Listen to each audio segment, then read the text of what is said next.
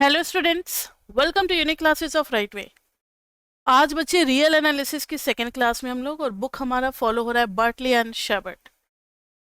First class में हमने set के बारे में पढ़ा था, एल्जेब्रिक प्रॉपर्टीज पढ़ा था रियल नंबर के बारे में। ये पूरे पेपर का ही नाम है क्या? Real analysis.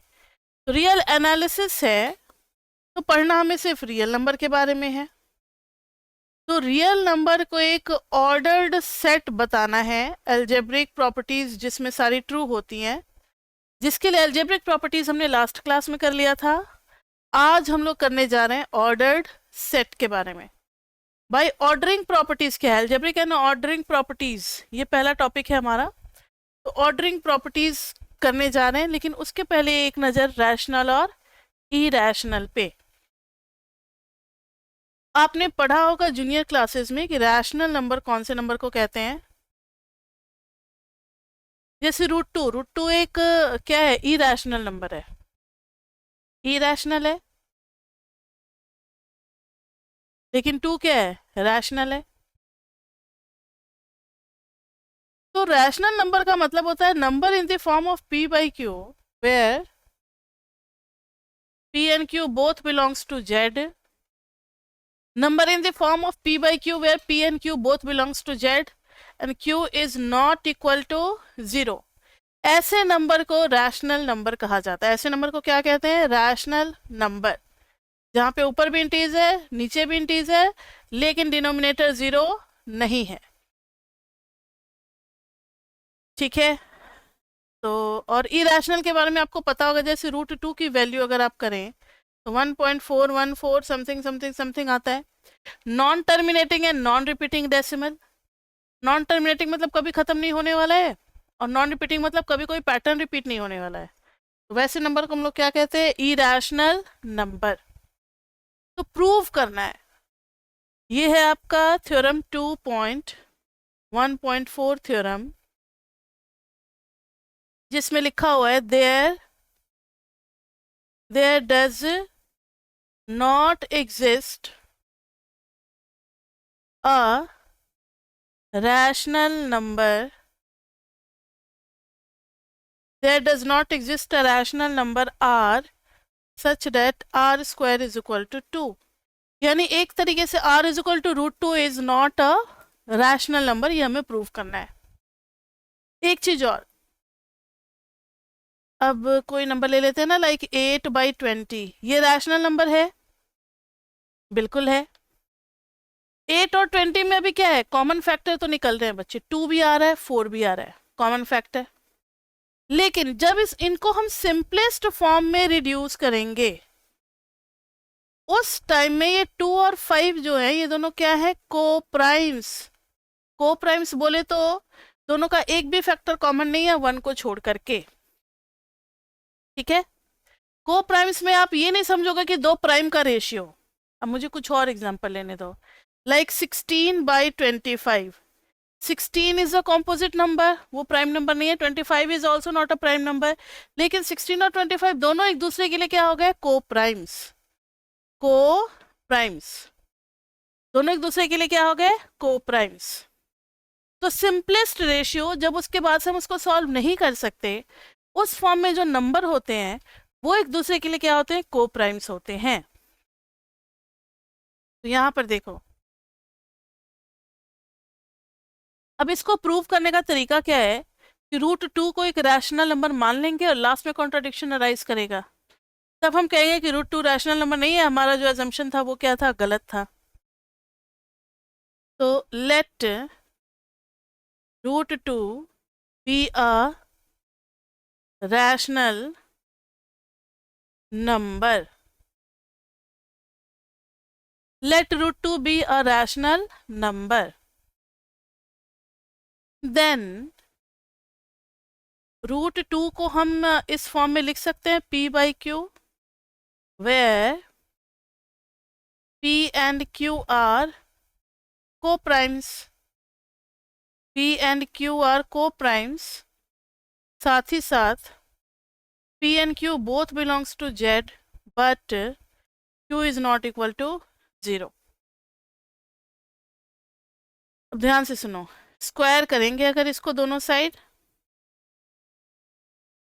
Squaring both sides, तब हमें मिलेगा √2 का स्क्वायर।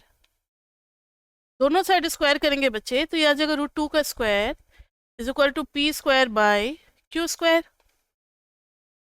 तो देखो तो जरा, √2 का स्क्वायर आ गया 2, इधर आ गया P square by Q square, which implies P square is equal to 2q square, which implies कि 2 तो कॉमन आ गया ना बाहर, अब ये चाहे कुछ भी हो, इसका मतलब है पी स्क्वायर इज इवन। अब आप कोई भी इवन स्क्वायर लो लाइक 16, उसका अंडर रूट भी क्या होगा, इवन होगा। 36 ले लो, उसका अंडर रूट भी क्या होगा, 6, वो भी इवन होगा। 4 ले लो, उसका अंडर रूट, मतलब आप कोई भी ऐसा नंबर ले लोगे, any number what ever you imagine, उसका अगर वो इवन है स्क्वायर फॉर्म में तो उसका अंडर रूट भी क्या होगा, इवन होगा। क्योंकि इवन इंटू इवन क्या होता है, इवन। इवन इंटू ऑड भी इवन होता है, लेकिन यहाँ स्क्वायर किया गया ना तो सेम नंबर रिपीट हो रहा है, ऑड और इवन अलग अलग नहीं लेना हमें। तो विच इम्प्लाइज, रूल क्या होता है, odd into even is equal to even, even into even is equal to even, और odd into odd is equal to odd. तो यही चलेगा क्योंकि दोनों सेम है, ई। ये नहीं चलेगा क्योंकि ऑड और इवन का चक्कर नहीं है ना, पी स्क्वायर है यानी सेम है, पी। तो पी इज इवन। अब p अगर इवन है तो let p is equal to 2k, where integer है ना भाई, तो k को क्या ले लेंगे, z से बिलोंग करा देंगे।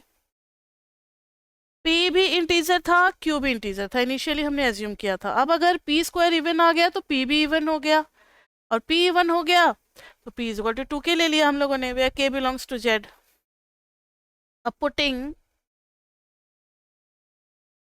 p is equal to 2k in, इसमें पुट करेंगे 1 में, in 1, √2 is equal to P by Q में जब पुट करेंगे तो √2 p की जगह पे 2k बाई क्यू। अब squaring both side, squaring both sides, तो ये आ जाएगा √2 का square is equal to 2k by Q का स्क्वायर, ये आ जाएगा 2 is equal to 4k square by Q square, 2 से 2 गया, इधर आ जाएगा Q square is equal to 2k square, which implies Q square is even. और जब क्यू स्क्वायर इवन है तो क्यू भी इवन हो जाएगा, क्यू इज ऑल्सो इवन। अब मेरी बात ध्यान से सुनो, अगर आपके पास है p and q both are even, p and q both are even, both are even, like एक 20 है और एक 36 है, तो दोनों का कॉमन फैक्टर क्या होगा, 4 भी होगा, 2 भी होगा, बहुत सारे फैक्टर होंगे, लेकिन कम से कम 2 तो एक कॉमन एटलीस्ट फैक्टर होगा ही होगा। देन एटलीस्ट बड़ा भी फैक्टर हो सकता है कॉमन, लेकिन at least 2 is the common factor, at least 2 is the common factor. और जब कॉमन फैक्टर है then p and q are no more coprimes. अब p एंड q जो है वो को प्राइम्स नहीं रहे, जब को प्राइम्स नहीं रहे तो जो हमने एजम्पशन ली थी वहीं पे गलत हो गया। जब √2 को रैशनल माना था तो भाई को प्राइम का तो रेशियो होगा ना, और जब को प्राइम ही नहीं आया तो √2 अब रैशनल रहेगा क्या, नहीं रहेगा। So our assumption is wrong, ये मेथड ऑफ कॉन्ट्राडिक्शन कहलाता है। So our assumption is wrong, hence √2 is not a rational number, √2 rational number नहीं है। क्लियर? तो इस तरीके से प्रूफ किया जाता है, और भी बहुत सारे प्रूफ हो सकते हैं, लेकिन यहाँ पर जो रैशनल और इरेशनल की बात हो रही थी तो इसको प्रूफ किया, क्योंकि इसी टाइप का प्रूफ कहीं और भी यूज़ होगा आगे चल करके, चैप्टर 3 में, चैप्टर 2 में भी यूज़ होगा। कई सारे सेक्शन है। कहने को इस बुक से सिर्फ 2 और 3 डाला गया है, लेकिन उसके बहुत सारे सेक्शन है। एक एक पैराग्राफ को करने में काफ़ी टाइम लग जाता है, क्योंकि ये एनालिसिस है और इस पे हमें करना पड़ेगा, मंथन थोड़ा करना पड़ता है, तभी दिमाग में सारी बातें घुसती हैं। और रियल एनालिसिस जो भी है, अब आपको हैबिट ये डालनी है कि थोड़ा थोड़ा ही पढ़ना है, लेकिन रोज पढ़ना है। ऐसा नहीं कि वीकेंड पे बैठे और पूरा उड़ा दिए, मंथ के एंड पे बैठे पूरा उड़ा दिए। उड़ा तो दोगे और उतनी जल्दी वो डिलीट भी हो जाएगा आपके माइंड से ना। इसलिए आपको क्या करना पड़ेगा, थोड़ा थोड़ा रोज पढ़ना, ताकि वो याद रहे। तो ऑर्डरिंग प्रॉपर्टीज के पहले एक नज़र जो रैशनल और इरेशनल पे था वो हम लोग समझ चुके हैं। अब हम लोग बढ़ेंगे order properties of R. The order properties of R. सिर्फ आर के बारे में पढ़ना है, किसी और सेट के बारे में नहीं पढ़ना है, क्योंकि हमारे पेपर का नाम ही है रियल एनालिसिस। ऑर्डर प्रॉपर्टीज जानने से पहले कुछ कीवर्ड्स हैं जो कि आपको जानना पड़ेगा। पी सेट के बारे में, एक पॉजिटिविटी सेट है पी।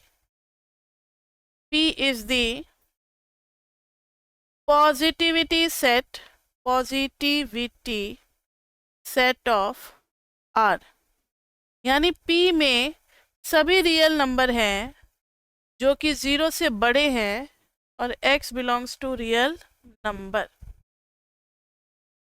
सभी पॉजिटिव नंबर ले लिए गए हैं किसके अंदर, पी सेट के अंदर। और जब भी हम लोग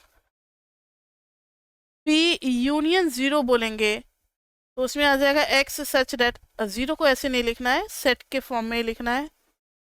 तो ये आ जाएगा x such that x is greater than equal to 0 and x is belonging to real number. मतलब इसमें 0 भी आ जाएगा और 0 से बड़ा नंबर भी आएगा। तो दोनों का मतलब समझ गए। इसी पे पूरा ऑर्डरिंग प्रॉपर्टीज बेस्ड है। चलो बढ़ते हैं आगे। पहले तो डेफिनेशन आपको समझना है ऑर्डरिंग प्रॉपर्टीज का, फिर हम लोग धीरे धीरे उसको प्रूव करते हुए चलेंगे, एक एक प्रॉपर्टी को समझते हुए डिटेल में। 2.1.5 ऑर्डर प्रॉपर्टीज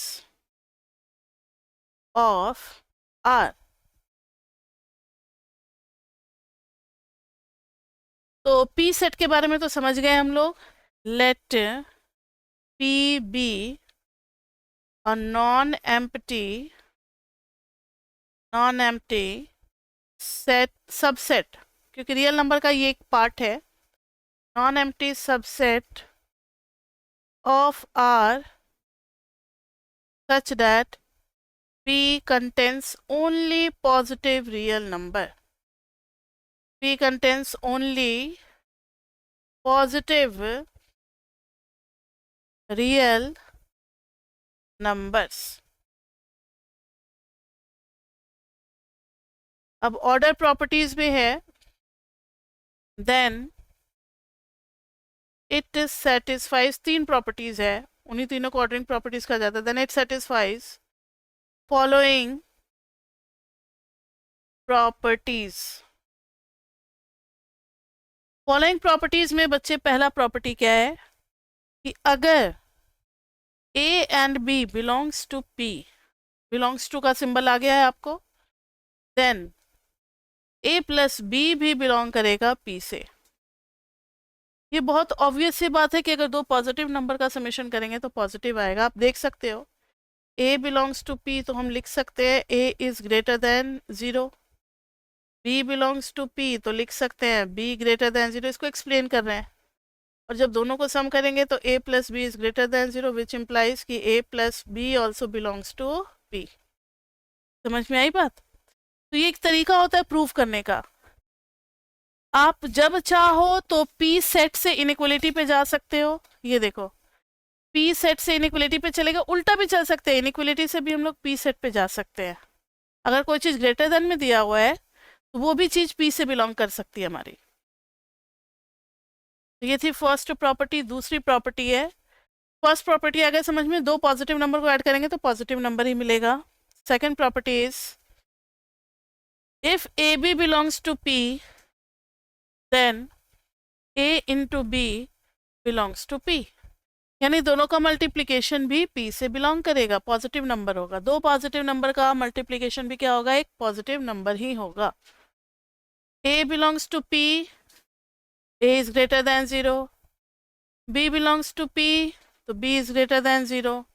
अब दोनों को अगर हम करें तो दो ग्रेटर देन 0 में ये सेम रहेगा, विच इम्प्लाइज कि ए इंटू बी किससे बिलोंग कर रहा है, पी से।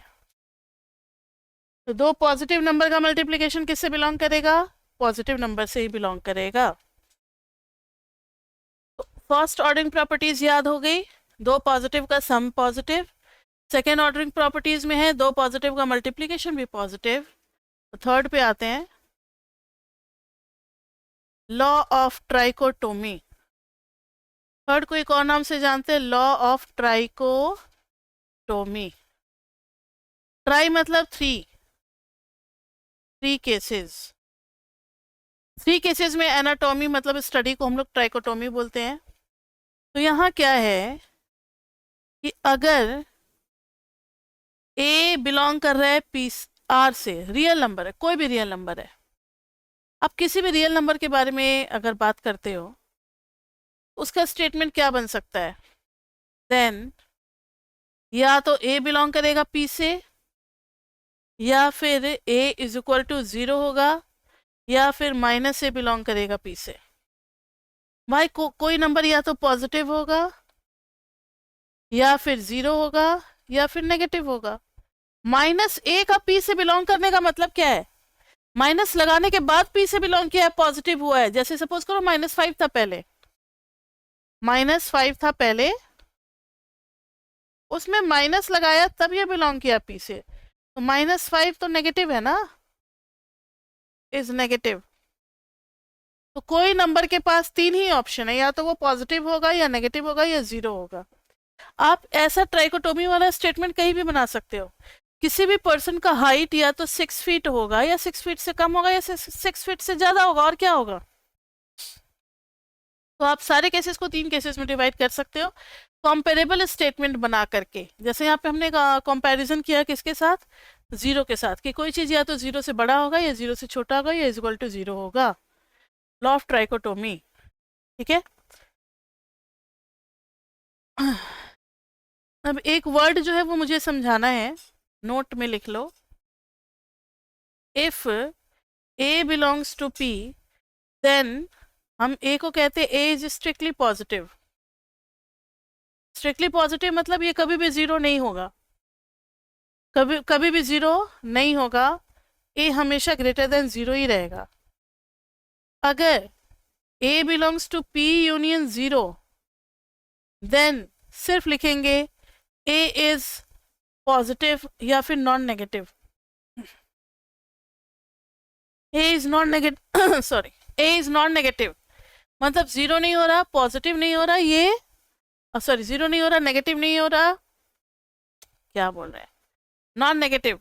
ये नेगेटिव नहीं हो रहा है, ये 0 भी हो सकता है और पॉजिटिव भी हो सकता है, तो नॉन नेगेटिव वर्ड यूज करेंगे, पॉजिटिव नहीं यूज करेंगे। पॉजिटिव का मतलब होता है 0 से बड़ा, स्ट्रिक्टली पॉजिटिव का भी मतलब होता है 0 से बड़ा, नॉन नेगेटिव का मतलब होता है 0 से छोटा।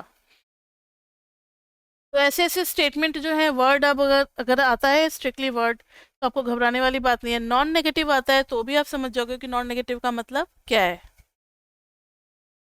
इसके बाद से डेफिनेशन है, डेफिनेशन तो एज इट इज हमें करना पड़ता है, उसके से थ्योरम में हम लोग प्रूफ करेंगे।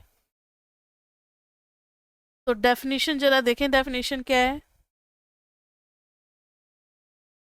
Late A and B belongs to R, A और बी दोनों आर से बिलोंग करते हैं। तो पहला हो गया if A minus B belongs to P, then या तो ए बी से बड़ा है या फिर बी ए से छोटा, बात तो बराबर ही है ना, बस उसको घुमा करके लिख दिया। या तो ए बी से बड़ा है या फिर बी ए से छोटा है। बिल्कुल बच्चे, इसका भी छोटा मोटा एक्सप्लेनेशन आप देख ही लो। A minus B belongs to P, इसका मतलब है कि A minus B greater than 0। वो यूनियन 0 के साथ नहीं लगा है ना, A minus B is greater than 0। अब जब ग्रेटर देन 0 है तो a is greater than b, b उस साइड गया तो हो गया प्रूफ। ये हो गया a पार्ट। अब इसी का दूसरा पार्ट है, इफ a माइनस बी, अब आप समझ गए होंगे, इतने तो अक्लमंद आप जरूर हो, देन a इज अब ग्रेटर देन इक्वल टू भी लग जाएगा ना, क्यों? क्योंकि अब 0 भी आ गया है, 0 आ गया तो 0 की वजह से इक्वल टू लगने लगेगा, और b is less than equal to a। तो आपको कुछ नहीं करना, एक्सप्लेनेशन में आप समझ चुके होंगे a minus B belongs to p union 0, यानी 0 भी हो सकता है, तो a माइनस बी यहाँ पर इनइक्वलिटी में इक्वल टू भी लग सकता है, which implies a is greater than equal to b। तो ये दोनों डेफिनेशन है जो कि आप कहीं भी इस्तेमाल कर सकते हो। डेफिनेशन का मतलब होता है कि anywhere you can use directly, no explanation is needed. ये हम लोग कहीं भी इस्तेमाल कर सकते हैं।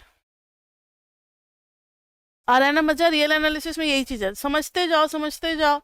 टीचर पढ़ाता ना तो बड़ा मजा आता है कि सब कुछ समझ में आ रहा है, लेकिन जब खुद से लिखने चलो तो हाथ कांपने लगता है, एक वर्ड तक बच्चे नहीं लिख पाते कि क्या लिखें। अगर आता है स्टेट ऑर्डरिंग प्रॉपर्टीज तो आप क्या लिखोगे? 3 प्रॉपर्टीज आपको लिखनी है, फर्स्ट, सेकेंड, थर्ड। ठीक है, ये डेफिनेशन मत लिख करके चले आना, डेफिनेशन तो आगे थ्योरम्स में यूज होगा इसलिए दे दिया है। तो बड़े बच्चे, थ्योरम 2.1.7, इसमें है let A B C be any elements of R. First part में है if A is greater than B and B is greater than C, then A is greater than C. ये हमें प्रूव करना है। B में है if A is greater than B, then a plus C is greater than b plus सी।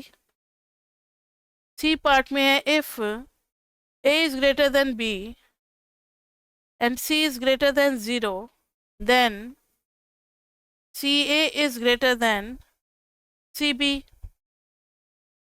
और इसी का दूसरा सब पार्ट है if a is greater than b and c is negative, then ca is less than cb। अब इन्हीं को prove करना है हमें, इन्हीं को प्रूव करना है। तो अब ध्यान से देखो,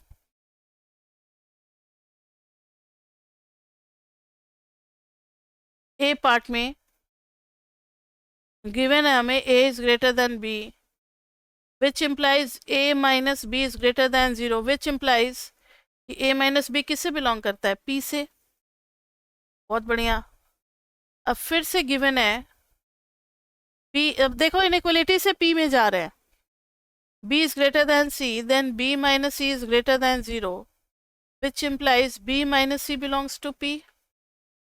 अब बाय डेफिनेशन तो हमें पता है कि अगर दो चीज बाय ऑर्डरिंग प्रॉपर्टीज, अगर दो चीज p से बिलोंग करता है तो बाय ऑर्डरिंग प्रॉपर्टीज दोनों का सम भी किससे बिलोंग करेगा? अगर दोनों p से बिलोंग करता है तो दोनों का सम भी किससे बिलोंग करेगा? a minus B plus b minus C also belongs to p। तो b हो जाएगा कैंसिल, एसोसिएटिव लॉ लगेगा तो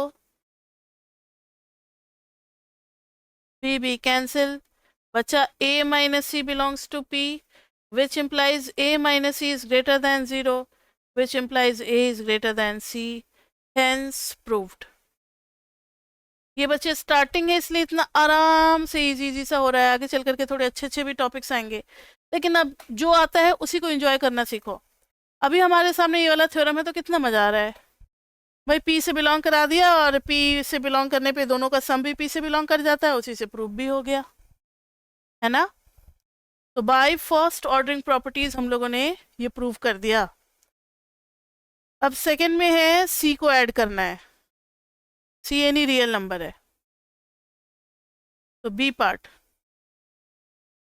क्या है? b पार्ट में a is greater than b खाली दिया हुआ है, ठीक है। तो गिवन है हमें a is greater than b, which implies कि a minus b is greater than 0, which implies a minus b belongs to p. अब c के बारे में कुछ नहीं दिया हुआ है, एक काम कर सकते हैं, अगर a माइनस बी बिलोंग कर रहा है किससे, a minus B is greater than 0, which implies, इसी में अगर हम बीच में माइनस सी और प्लस सी कर लें, कोई दिक्कत? बिल्कुल नहीं दिक्कत। आप कहीं भी प्लस और माइनस दोनों को ऐड वैड कर सकते हो, इससे रिजल्टेंट पे कोई फर्क नहीं पड़ता। अब इससे क्या होगा कि a माइनस सी तो आ जाएगा, और फिर माइनस कॉमन ले लेंगे तो b minus C is greater than 0, which implies a minus C is greater than b minus C. हो गया प्रूव्ड। अच्छा, प्लस सी चाहिए था, हमने कुछ और ही प्रूव कर दिया। वैसे वो भी सही था, जैसा प्रूव करने को बोलेगा वैसे। प्लस करना है तो एक काम करो ना, a के साथ प्लस सी रख दो और इधर माइनस सी कर दो, a प्लस सी एक साथ हो जाएगा, माइनस में कॉमन लोगे तो b प्लस सी एक साथ हो जाएगा। तो a प्लस सी जो है वो किससे बड़ा हो जाएगा, b प्लस सी से। Hence proved. मतलब c था नहीं, लेकिन दोनों साइड c है। दोनों साइड c होने का मतलब है कि आप प्लस माइनस करके अरेंज कर सकते हो। ये सब छोटी छोटी बातें हैं जो आपके दिमाग में ना फीडअप किया जा रहा है, एक बेस तैयार किया जा रहा है। किसी भी चीज़ को कहीं भी यूज़ कर देना है लॉजिक को, तो लॉजिक्स आपके दिमाग में बनाए जा रहे हैं, इसका कीवर्ड्स या प्लेटफॉर्म जो भी कहो वो बनाया जा रहा है। सी पार्ट, सी पार्ट में है गिवन है हमें, देख लो जरा क्या गिवन है। ए बी से बड़ा है, सी बी 0 से बड़ा है, then C A is greater than C B. तो ये मल्टीप्लिकेशन वाले से हो जाएगा। देखते हैं, गिवन है हमें ए बी से बड़ा, विच implies a minus b is greater than 0, which implies a minus b belongs to p. अब given है c is greater than 0, which implies c also belongs to p. अब ऑर्डरिंग प्रॉपर्टीज में, first ordering properties में हमने ये पढ़ा था कि किसी भी दो p से बिलोंग करने वाले एलिमेंट को जब हम सम करते हैं तो वो भी p में बिलोंग करता है। ऐसा ही मल्टीप्लिकेशन के बारे में भी पढ़ा था कि अगर दो p वाले एलिमेंट को मल्टीप्लाई करें तो वो भी p में ही मिलेगा। तो by ordering properties, by ordering properties क्या हो जाएगा बताना जरा। c into A minus B also belongs to p, यानी कि C A minus B C belongs to p, which implies C A is greater than B C. हो गया proved. अब इसी के और पार्ट में है, दूसरा पार्ट है, if a is greater than b and c is less than 0। तो a is greater than b यानी a minus b is greater than 0, यानी कि a minus b p से बिलोंग कर रहा है। यहाँ पर c p से बिलोंग कर रहा है, नहीं c नहीं बिलोंग कर रहा है, माइनस c बिलोंग करेगा p से। जब कोई नेगेटिव होता है तो उसमें नेगेटिव लगाना पड़ता है बच्चे, नेगेटिव लगाएंगे तो ये p से बिलोंग करेगा। और अब आपके पास दो चीज़ें p वाली आ गई हैं, तो दोनों को मल्टीप्लाई करने में क्या हर्ज है, मल्टीप्लाई कर दो। Minus C A minus B also belongs to P, फिर आगे सॉल्व करोगे तो माइनस ए सी और plus B C belongs to P, यानी कि minus A C plus B C greater than 0। तो यह आ गया B C is greater than A C, hence proved. था ना इंटरेस्टिंग? हाँ जी मैम, इंटरेस्टिंग तो था। ये था हमारा थ्योरम 2.1.7, जो कि ऑर्डरिंग प्रॉपर्टीज का पहला थ्योरम था, और इसमें 3 पार्ट थे, 3 पार्ट थे। एक और थ्योरम कर लेते हैं आज बच्चे, उसके बाद से नेक्स्ट क्लास में हम लोग 2.1.9 और 2.1.10 थ्योरम को करेंगे। चलो एक और थ्योरम, फिर इनइक्वलिटीज के कुछ क्वेश्चन है, वो तो इंटरेस्टिंग है, वो हम लोग करेंगे। मतलब नेक्स्ट क्लास में मोस्ट प्रोबेबली ये कंप्लीट हो जाना चाहिए, 2.1 सेक्शन, 2.1 कंप्लीट हो जाएगा, ठीक है। तो चलो बढ़ते हैं फिर नेक्स्ट थ्योरम पे। तो theorem 2.1.8,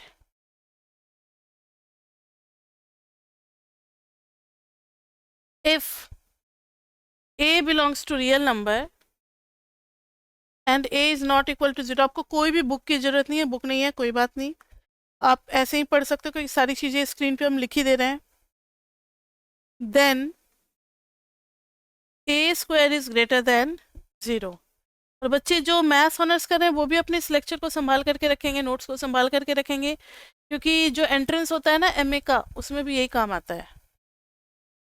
C, if n belongs to natural number then n is greater than 0। अब देखो a जो है वो एक रियल नंबर है और वो 0 नहीं है, ये भी हमें गिवन है। a स्क्वायर जो है वो क्या होगा, ग्रेटर देन 0। तो फर्स्ट पार्ट को पहले प्रूव करते हैं, देखो कितना खुल जाएगा दिमाग अभी आपका। a जो है वो रियल नंबर है, let a belongs to real number and a is not equal to 0, then by law of trichotomy A या तो क्या होगा, पी से बिलोंग करेगा, मतलब ए या तो ग्रेटर देन 0 होगा, या फिर ए इज इक्वल टू 0 होगा, या फिर माइनस से बिलोंग करेगा पी से। ये तो कैंसिल आउट ही हो गया है क्योंकि ये तो दिया हुआ है कि भाई ये तो केस लेना ही नहीं है। तो हम दो केस पे काम करेंगे, जब ए पी से बिलोंग कर रहा है और जब माइनस ए पी से बिलोंग कर रहा है। ठीक है, तो केस 1, जब a बिलोंग्स टू p, उस केस में लिखेंगे a belongs to p and दूसरा a भी बिलोंग करेगा p से। जब दोनों p से बिलोंग कर रहे हैं तो a इंटू ए भी p से बिलोंग करेगा। ये कहाँ पे पढ़ा है हमने, bye ordering properties. Ordering properties में पढ़ा था ना कि किसी भी दो p के एलिमेंट को मल्टीप्लाई करेंगे तो p में ही मिलेगा। तो a into A belongs to p, a square belongs to p, यही तो हमें प्रूव करना था ना। A square belongs to P, इसका मतलब है A square is greater than 0। Case 1 में जब ए बिलोंग्स टू पी तो भी ए स्क्वायर ग्रेटर देन 0। अब केस 2 में ले लेंगे, minus A belongs to P और ए इज इक्वल टू 0 तो लेना ही नहीं है, थर्ड केस। तो minus A belongs to P and एक दूसरा और भी ले लो क्योंकि स्क्वायर करना है। जब दो चीज़ें p से बिलोंग कर रही हैं तो दोनों का मल्टीप्लिकेशन भी किस से बिलोंग करेगा, p से बिलोंग करेगा। तो ये आ गया माइनस ए का स्क्वायर, यानी कि ए का square belongs to p, which implies a square is greater than 0. So in any case a square is greater than 0 proved। चाहे a पॉजिटिव हो या फिर a नेगेटिव हो, उनका स्क्वायर हमेशा क्या होता है, पॉजिटिव ही होता है। था इंटरेस्टिंग। अब बी पार्ट, बी पार्ट में प्रूव करना है 1 इज ग्रेटर देन 0, बहुत इजी। ए पार्ट का यूज करके 1 इज इक्वल टू 1 का स्क्वायर, और हमें पता है एंड 1 बिलोंग्स टू p, या आप ऐसे भी कर सकते हो, ठीक है, 1 belongs to p, so 1 is also greater than 0। इसमें हमने ए पार्ट को यूज किया है, यूज्ड ए पार्ट, ठीक है, यूज्ड ए पार्ट कि 1 का स्क्वायर खुद 1 है, इसलिए 1 को रियल नंबर से बिलोंग करा दो। p से पहले ही लिख दोगे तो फिर फ़ायदा क्या हुआ, तब तो आप उसको जो प्रूव करना है उसी को मान रहे हो, तो फिर गलत माना जाएगा। 1 एक रियल नंबर है और 1 का स्क्वायर खुद 1 ही है, इसलिए 1 भी क्या होगा, पॉजिटिव होगा। ठीक है, सी, if n belongs to natural number then n is greater than 0। सबसे छोटा नेचुरल नंबर कौन सा होता है, बाय पीएमआई हम लोग प्रूव करेंगे, प्रिंसिपल ऑफ मैथमेटिकल इंडक्शन। तो सबसे पहले for n is equal to 1। अभी हमने प्रूव किया फ्रॉम बी पार्ट, तभी देख रहे हो सी पार्ट तक पहुंचने के लिए पहले ए पार्ट जिसमें स्क्वायर को पॉजिटिव दिखलाना है, बी पार्ट में 1 को पॉजिटिव दिखलाया उसी लॉजिक से। अब 1 को positive, 1 is greater than 0। From B part 1 is greater than 0। Let n is equal to k such that k is greater than 0। अब k से हमें k प्लस 1 तक जाना है। k इज ग्रेटर देन 0 मतलब k बिलोंग कर रहा है p से, and 1 is greater than 0 which implies 1 belong कर रहा है p से। दोनों का सम जो होगा k प्लस 1 वो भी p से बिलोंग करेगा bye ordering properties. By ordering properties तो विच इम्प्लाइज कि k प्लस 1 क्या हो जाएगा, ग्रेटर देन 0। तो ध्यान दो जरा, whenever we assume that k is greater than 0 तो k plus 1 भी greater than 0 आ रहा है। तो लिखेंगे whenever, स्टेटमेंट लिखना पड़ता है थोड़ा सा इसमें, whenever k is greater than 0 then k plus 1 is also greater than 0. So by PMI, principle of mathematical induction, all the natural number are greater than 0 for all n belonging to n. बड़ा मजा आ रहा होगा कुछ बच्चों को लग रहा होगा अरे यार क्या किया हम लोगों ने, मैथ्स ऑनर्स लेके कहीं गलती तो नहीं कर दी। तो गलती नहीं की है बच्चे, अब जो लिया है उसी को सामना करना पड़ेगा, फेस करना पड़ेगा। इतना भी मुश्किल नहीं है। मैथ्स ऑनर्स में एक पॉजिटिव बात अगर ढूंढी जाए तो वो ये है कि कोई भी क्वेश्चन बुक से बाहर नहीं आता है। लेकिन नेगेटिव बात यह है कि अगर आपको सारा नोट्स दे भी दिया जाए तो पहली बात कि उसका लैंग्वेज ही नहीं समझ पाएंगे बच्चे, और लैंग्वेज समझ जाएंगे तो उतना याद ही नहीं रहता है। इसलिए कोई भी चीज़ क्वेश्चन आपका बुक से बाहर नहीं आएगा, नोटबुक से बाहर नहीं आएगा। जो भी कॉलेज में आपके करा रहे हैं उसी से क्वेश्चन आएगा, ठीक है। तो ये तो हो गया। अब एक एप्सिलॉन वाला कॉन्सेप्ट है, इस चीज़ को मेरे ख्याल से आज नहीं करना चाहिए क्योंकि बहुत ज़्यादा थ्योरेटिकल चीज़ें जो है ना, ज़्यादा लेंथी नहीं खींचना चाहिए। ज़्यादा लेंथी खींचने से लास्ट का 15 मिनट्स फिर वेस्ट हो जाता है। तो आपके पास तो ऑप्शन है, अगर आपके पास टाइम है और इंटरेस्ट बना हुआ है तो आप नेक्स्ट वीडियो आसानी से देख सकते हो। तो अभी तक के लिए बच्चे इतना ही। फिर क्लास 3rd में चैप्टर 2 में हम लोग मिलेंगे कौन से थ्योरम के साथ, थ्योरम नंबर 2.1.9 जो कि है if a belongs to real number is such that a is between 0 से एप्सिलॉन फॉर एवरी, ये फॉर एवरी लगा दिया ना, इसी से हेल्प मिलेगा हमें प्रूव करने में। Then a is equal to 0, यही हमें प्रूव करना है कि हर पॉजिटिव से छोटा नंबर फिर 0 ही होता है, कोई और पॉजिटिव नहीं मिलेगा आपको, यही प्रूव करना है। कैसे प्रूव करेंगे, कॉन्ट्राडिक्शन से प्रूव करेंगे, इसको देखेंगे बच्चे नेक्स्ट क्लास में। 2.1 थ्योरम 2.1.10 थ्योरम करेंगे, 2 थ्योरम है, 2 थ्योरम के बाद से इंटरेस्टिंग क्वेश्चन स्टार्ट हो जाएंगे इनइक्वालिटीज टॉपिक के अंदर। तो next class is going to be interesting. और रियल एनालिसिस में हो या अलजेब्रा में हो, एनालिसिस और अलजेब्रा में हम हमेशा कहते हैं बच्चों को कि आप रिवाइज करके बैठा करो क्योंकि सिलेबस बहुत सारे कंटिन्यूएशन में चलते हैं, ठीक है। तो रिवाइज करके आपको फिर नेक्स्ट क्लास में बैठना है। अभी तक के लिए इतना ही, फिर मिलते हैं हम लोग नेक्स्ट क्लास में। Till then bye bye bye bye.